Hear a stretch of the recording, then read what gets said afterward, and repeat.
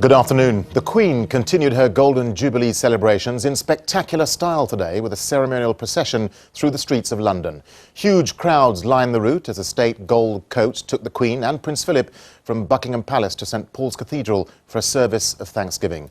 Our royal correspondent Jenny Bond was there.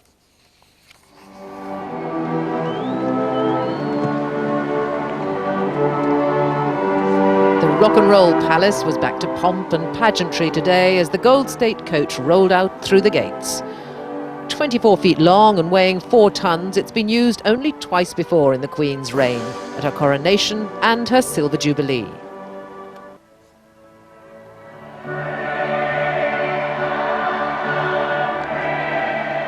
Accompanied by a wave of music along the route, the Jubilee Girl, as she was christened at last night's concert, looked pleased with herself and with the resounding success of the celebrations so far.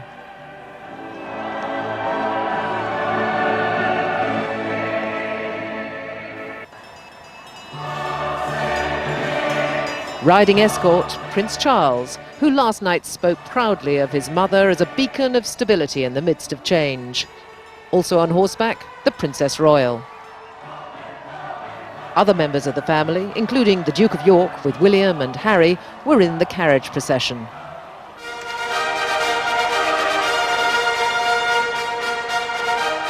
At St Paul's Cathedral, the most formal event of this weekend of festivities, a service of thanksgiving attended by 2,500 people. The Archbishop of Canterbury echoed the words of Prince Charles as he paid tribute to the Queen's abiding constancy. Today, at the height of another Elizabethan reign, we may speak again of love and glory and of the steadfastness of a faithful sovereign. Here now in this great cathedral, we give thanks, Your Majesty, for your devotion and dedication over 50 extraordinary years.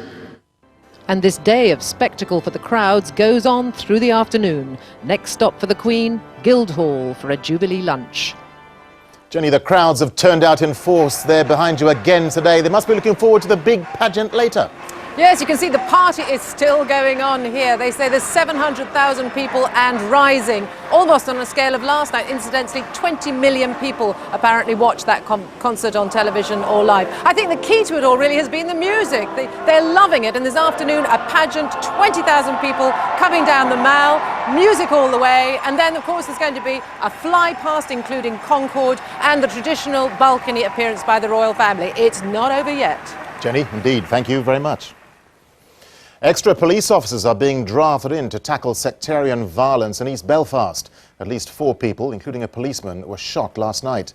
The police say 13 shots were fired at them. 19 of their officers were injured. The gunmen from both sides are back on the streets. The latest violence was the worst in years in this area. 19 police officers were injured, and one of them was among 4 people shot and wounded. The police say they returned fire, hitting a loyalist gunman. The police chief for Belfast said paramilitaries on both sides had been orchestrating the violence. On the loyalist side, we clearly have UDA and UVF elements involved. And on the nationalist side, we've seen large numbers of Republicans from other areas of the city, some senior members of the IRA in the area, and we believe that they're involved in organising the street violence on their side.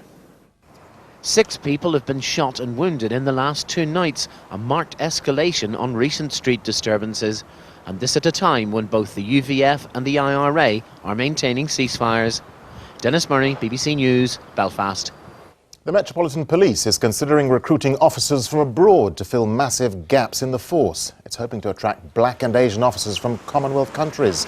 Nearly 7,000 new recruits are needed. Diplomatic efforts to arrange a face-to-face meeting between the leaders of India and Pakistan have failed. The Indian Prime Minister Atal Bihari Vajpayee and Pakistan's President Pervez Musharraf have blamed each other for the tensions over Kashmir.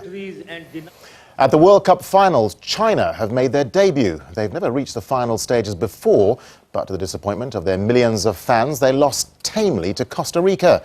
Second-half goals from Ronald Gomez and this header from Mauricio Wright sealed victory for the Costa Ricans. And as worse to come for China, they play Brazil next. The co-host Japan thought they'd kicked off with a win thanks to a great goal from the Arsenal striker Inamoto. But a late equaliser made the final score Japan 2, Belgium 2. The other host nation, South Korea, are playing Poland, and with 20 minutes gone, the score is 0-0, but the Koreans did come close to scoring from a corner. That's it. Don't forget there are news bulletins every hour over on BBC News 24. I'll be back with more news at 6:15 here on BBC One. Bye for now.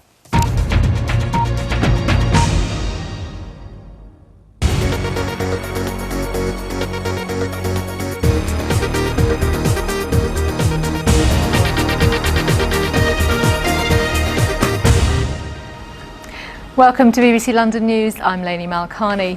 Well, we're straight back to the big story of the day, the massive crowds gathering in central London to celebrate the Queens Golden Jubilee. Around 1 million people descended on the capital for the concert at Buckingham Palace. It's thought today's crowd will top that figure. Well, our reporter Mike Ramsden is with the crowd outside Buckingham Palace now. What's the atmosphere like, Mike?